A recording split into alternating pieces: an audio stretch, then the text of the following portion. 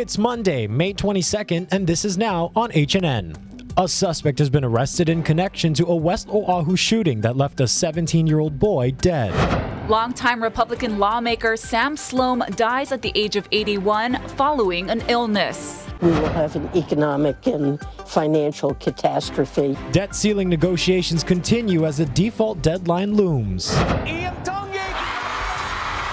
I'm on cloud nine. These stories, plus 2 Hawaii natives, are now household names after winning 2 huge national competitions. Details coming up on This Is Now.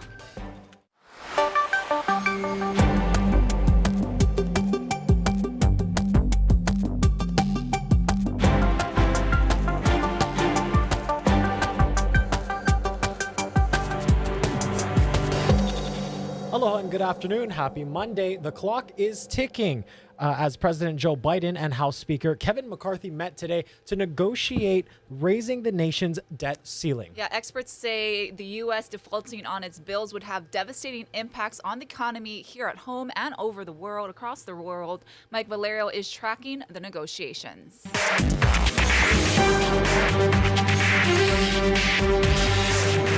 Well, Ashley, we just got new numbers from the Treasury Department, and just consider this. 2 weeks, the United States Treasury had more than $200 million to pay off its debts. Now, the latest figures that have come in from Thursday, it has just over $57 billion.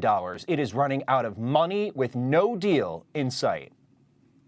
The stakes are high. We will have an economic and financial catastrophe. And the countdown is on. We expect to be unable to pay all of our bills in early June and possibly as soon as June 1st. As President Joe Biden and House Speaker Kevin McCarthy meet Monday to discuss raising the debt ceiling and avoid the country's first ever default. Both sides are working in good faith, but we've got tough issues. We've got tough issues we have to deal with, and it's a difficult proposition. House Republicans want to see deep spending cuts in the federal budget in exchange for their support. The underlying issue here is the Democrats, since they took the majority, has been addicted to spending, and that's going to stop. We're going to spend less than we spent last year. A White House team remained tight-lipped as they entered the Capitol Monday. The president has said much of what Republicans are proposing is, quote, unacceptable, including changes to the work requirements for food stamps. I'm not going to agree to a deal that protects wealthy tax cheats and crypto traders while putting food assistance at risk for nearly 1 million Americans. If both sides fail to reach a deal, millions of people could see retirement and veterans benefits put on hold. A default would also likely trigger a recession and massive layoffs. And Ashley, Speaker McCarthy added that he needs a deal this week in order to move that agreement over to the Senate in time, Ashley. Yeah, and is that why today is so critical, Mike, with the timeline coming up? Yeah, because I think that people need to understand when we're looking at the calendar, the Senate is out of town. It is in recess for all of this week. The House is out of town all of next week. So we have 0 days remaining between now and June 1st when both chambers are in session at the same time. So most likely the House is going to have to forget about its Memorial Day vacation and recalibrate its calendar. And because of the machinery of government, the moves and levers that are needed to pull to govern democratically our giant country, it takes time to move these bills through both chambers. It takes time to move it through the House, and it takes even longer to move things through the Senate, Ashley. All right, we'll be keeping an eye on that. And Mike, how are the markets responding? I know a lot of people worried about those retirement accounts. They're not putting any pressure on D.C. yet, Ashley, which is somewhat crazy to watch. But, when we've been talking to portfolio managers here in the West, in Chicago, and also out in New York, their point of view remains, even at this point within the 10-day window, that we have seen this movie before, that it will, from their point of view, be resolved with drama, but it will be resolved nonetheless. They also seem to think that even if we get close to June 1st or go over June 1st without an agreement, they think there will be some way that the Treasury could still pay bondholders, that it could still maintain the underpinnings of the global financial market. But that would involve triaging other payments. Think about not paying veterans or members of the military or Social Security payments not going out. That would still be a perilous set of circumstances that nobody wants to see. Absolutely. Mike Valerio joining us this afternoon. We appreciate the time, Mike. Thank you. The latest now on a West Oahu shooting that left a 17-year-old boy dead. Police sources say they have arrested a suspect. Here's what we know so far. HPD was called to the area of Makaha Beach Park just after 12:30 Sunday morning after reports of multiple gunshots. They found the victim, who is not being identified, wounded and unresponsive. EMS attempted life-saving measures on the teen, but those were unsuccessful. He was pronounced dead at the scene. We're told the suspect is another teenager who apparently knew the victim, and they were engaged in an argument before the shooting. It is believed both were armed. Police say the suspect had fled the scene in a white car, but he was able to be identified and taken into custody. 2 people were killed after a small plane headed for Hawaii crashed into the Pacific Ocean. Federal officials say the plane took off from Santa Rosa, California, just north of San Francisco Saturday. It crashed in the water about 40 miles off the coast of Half Moon Bay. Coast Guard crews were able to locate the submerged plane and found the pilot and co-pilot dead. They were the only people on board. The NTSB and FAA are investigating the crash. On Hawaii Island, an elderly man is dead after crashing while riding a bicycle Sunday evening. The incident happened around 5:20 on Hinalani Street in North Kona. Investigators said the man was heading west on the shoulder of the street when he crashed. He was transported to the Kona Community Hospital, where he was later pronounced dead. Police do not believe impairment was a factor. An autopsy has been ordered to determine his exact cause of death. Anyone who might have witnessed this is asked to call Crime Stoppers. Governor Josh Green has ordered flags at the state capitol and state offices to be flown at half-staff through Wednesday in honor of the late Senator Sam Sloam. The longtime Republican lawmaker has died at the age of 81 following an illness. Sloam spent 20 years representing East Honolulu in the state Senate. He was frequently referred to as a Lone Ranger because he was often the only member of the minority party during his time in the Senate. He lost his seat in 2016 to sitting Senator Stanley Chang. Funeral arrangements are pending. Military officials are targeting October for the start of defueling Red Hill, and they say the process could be completed months ahead of the previous schedule. Commander Nico Melendez from Joint Task Force Red Hill was on Sunrise this morning to discuss those plans. Our goal is to do it expeditiously and safely. We're going to make sure that we do everything right so the people of Hawaii, so the environment of Hawaii is not in jeopardy. Okay, that's good news. So part of the process of defueling this amount of jet fuel, to me, it's mind-boggling. You actually sent us some video that we want to share with our viewers to maybe explain, because there are actually 2 ways to extract that fuel out of each tank, right? Yeah, so what this video shows is tomorrow night at our open house, we are going to have several videos to explain all the different elements of defueling. And this video is about flowable tank bottoms because it's something that people just don't know is part of the issue. Right.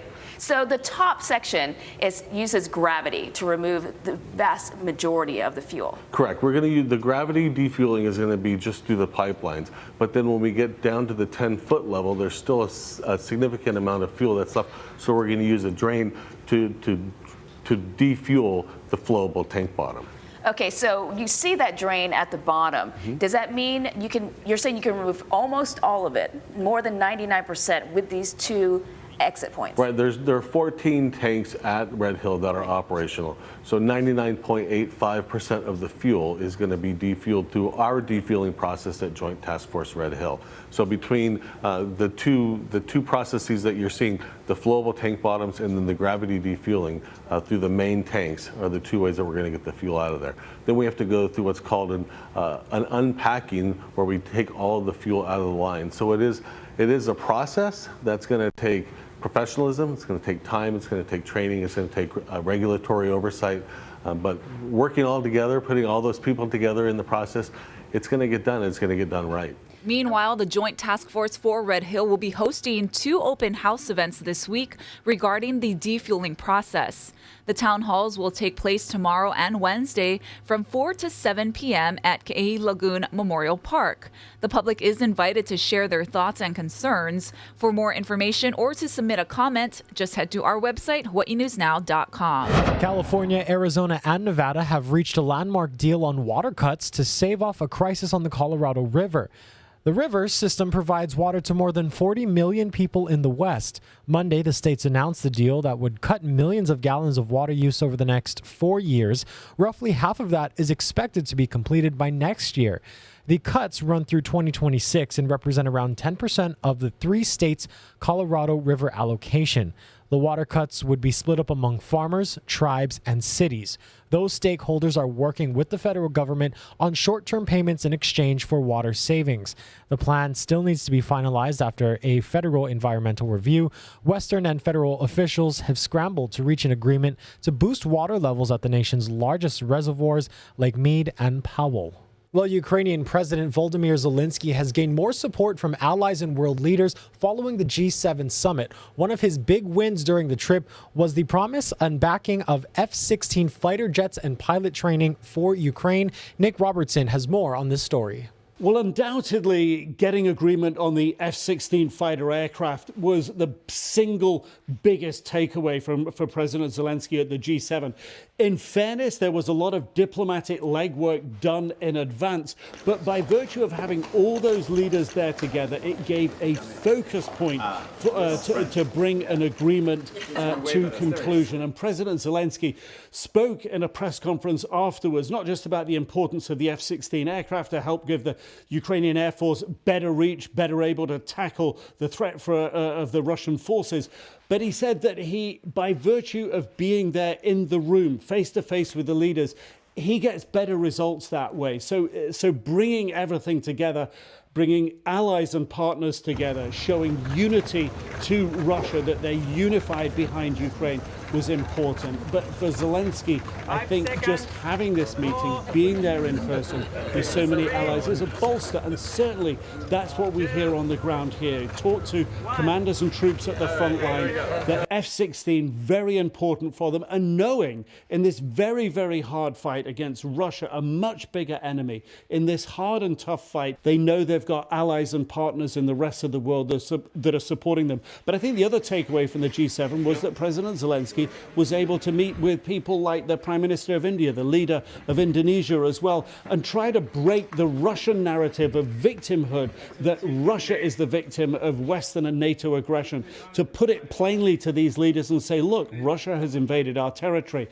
And this is going to be very important when President Zelensky is looking at these nations around the table at the United Nations, ultimately trying to get a peace deal agreed with the UN. And for these other countries to put some kind of pressure and bring some reality to bear on Russia. So the takeaway for Zelensky, a big trip, a big reach around the world, a big diplomatic reach, and takeaway successes. When those F-16s actually arrive and are in service, not clear. But for Zelensky, a good trip to Japan.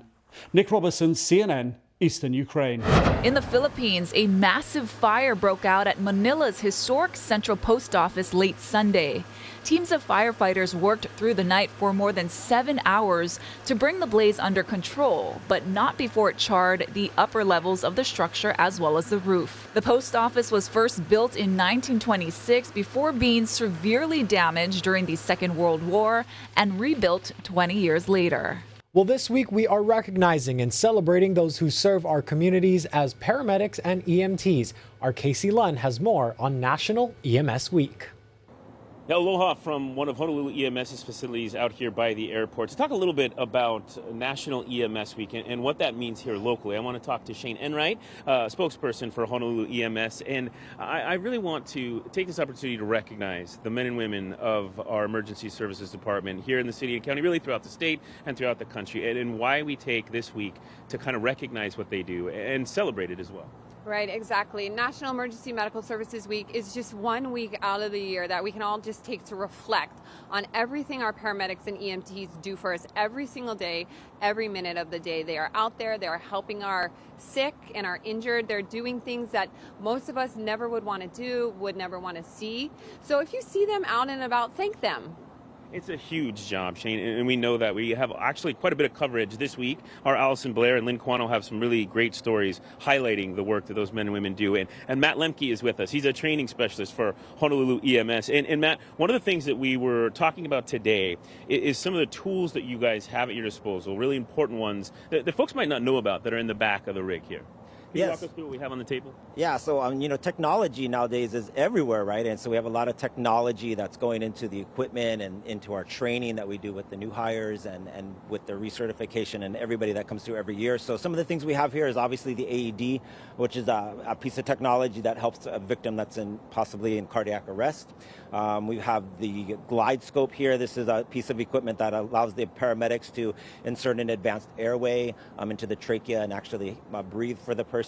And then we have this new device that's automated CPR. And this allows this machine to actually do very consistent chest compressions on the victim in the worst case scenario when they need that. And the reason for one of these is you guys are doing other stuff with a patient in the back of the ambulance too. So this frees up some hands, right? It definitely frees up hands. It gives us the ability to actually get other treatments done and taking this this part out of the equation. But once again, it's doing it so consistently, right? That we're getting a lot of saves. We're saving a lot of people with. So it's truly a life-saving device. That's awesome, and we've seen that in work. It's something to see, really, when it's going. I want to ask you really quickly before we send things back, Matt. As somebody that's dedicated your life to this career, what would your advice be to maybe even a young person or anybody that really is looking at pursuing a career as an EMT or a paramedic? Yeah, I mean, once again, it's just a really rewarding career, right? It's different every single day. Every day you come to work, it's different. You get to work with the other public safety agencies out there, and if you're interested in doing it, I can't speak enough about how rewarding the job is to you, So a big job and a really important one. And we thank you, Matt and Shane, and really all of the folks that work for Honolulu EMS. If you are interested in joining the Honolulu EMS team, we have a link at this story online at hawaiinewsnow.com. For now, we'll send things back to you.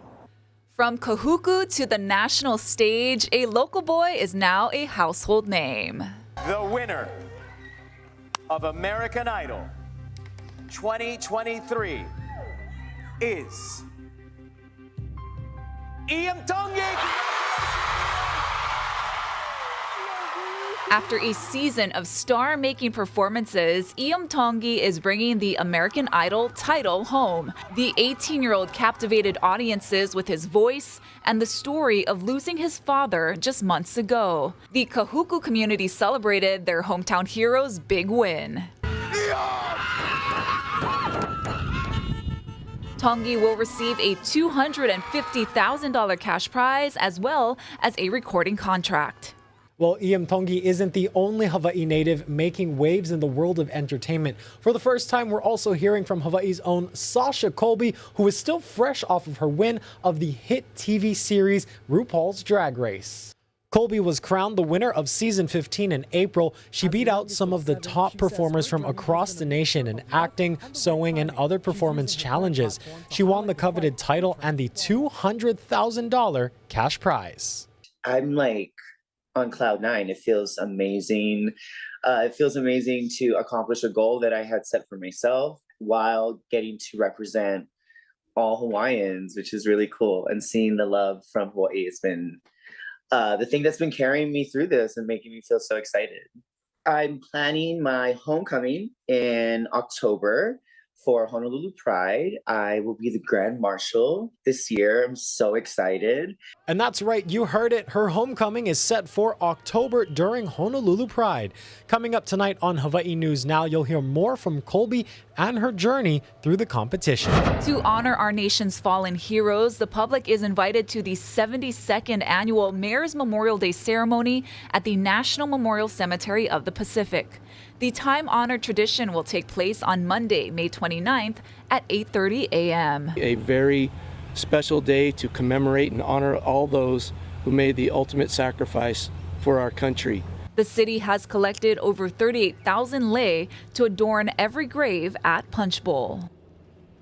All right, let's take a live look outside at Washington, D.C., where the temperature is 79 degrees. The days are getting long. Their sunset set for 8:19 p.m. tonight, East Coast Standard Time. Let's check in with Guy Hoggy for what's going on in our forecast.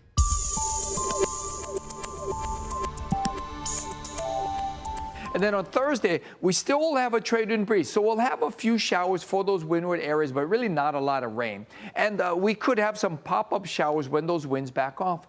So your 7-day forecast looks really good. So we've got lots of sunshine expected for the duration of the forecast. Although we'll see some passing showers from time to time favoring those windward areas, really skimpy rainfall totals because the rain will be pushed along very quickly by those breezy winds. But when the winds back down, the rain might build up a little bit more, but still there's not a lot of moisture out there, no significant storms heading this way. So that's the best weather on the planet. It's going to last for the next 7 days at least, if not longer. Well, thank you so much, Guy, for that forecast. The International Space Station welcomed 4 new astronauts today from a private flight aboard a SpaceX capsule. Yeah, among them, Saudi Arabia's first female astronaut and a Tennessee businessman. Naomi Ruckham has the story. In Houston and SpaceX, Dragon Hatch is open. And with that, 4 astronauts floated aboard the International Space Station, welcomed by 7 astronauts and cosmonauts already there. And so on behalf of Expedition 69, it's an honor to welcome our new crewmates. Among the newbies, retired NASA astronaut Peggy Whitson, who's already spent nearly 2 years in space. Great for me to come back personally. It does feel like home. She's commander of the private Axiom space mission, acting as a chaperone to the 3 rookies, including 2 astronauts from Saudi Arabia and Tennessee businessman John Schaffner. Yeah, I've been dreaming or working toward this since I was 8 in a Young Astronauts Club. Schaffner paid his own way, but Axiom Space has not said how much. On the company's first private trip last year, each ticket was $55 million. And liftoff, Falcon 9. The group blasted off from Kennedy Space Center Sunday night aboard a SpaceX capsule, traveling about 15 hours before docking with the 275-mile-high orbiting lab. Soft capture confirmed. They'll stay for 8 days and perform more than 20 experiments, including microgravity's effect on stem cell research. Naomi Ruckham, CBS News, New York. Well, Ashley, how much would you personally pay if money was no option? How much would you pay to go to the space station? I mean, it's worth a lot, definitely. Yeah. If money was no option. Oh gosh, I don't know. A million. I'd probably do about 300, 350. Dollars? 350,000. Okay. Yeah. But other than that, I think I'm good here on Earth. Yeah. It's motion sickness. If you know? they have to make the spaceships bigger. Yeah. That's the quarters are a little tight for me. Hey, we want to look at some good news now. Let's go ahead and tell you about a deal. This here applies to our friends over on Maui, but those in the class of 2023, you can get a free dozen donuts. Of course, this is good for this Wednesday. All you got to do if you are a high school or college graduate, go in there with your class shirt or your cap and gown, and you're eligible for that free dozen. That's awesome. And then after you get it, come and share with us. Seriously, wow, that's great. Thanks, Krispy Kreme. Yeah. So another auction story that we like, an electric guitar once owned by the late Nirvana frontman Kurt Cobain has sold for almost $600,000. Now, the Hard Rock Cafe in New York City auctioned off the black left-handed Fender Stratocaster over the weekend, along with other pieces of rock history. Now, Cobain had smashed up and signed the guitar, and the instrument had been reassembled, but you cannot play it. So it went for $595,000. That's almost 10 times its estimated value. Nirvana's popularity, of course, soared with their second album, Nevermind, which was released at the end of 1991. And as we all remember, in 1994, at the peak of his fame, Cobain died of suicide. Oh, maybe you could trade that guitar for a trip to the International Space Station. Totally. Make a fair trade. Let's go ahead and end today with a live look outside. We want to thank you for tuning in to This Is Now. We hope you have a wonderful start to your week, and much aloha to you.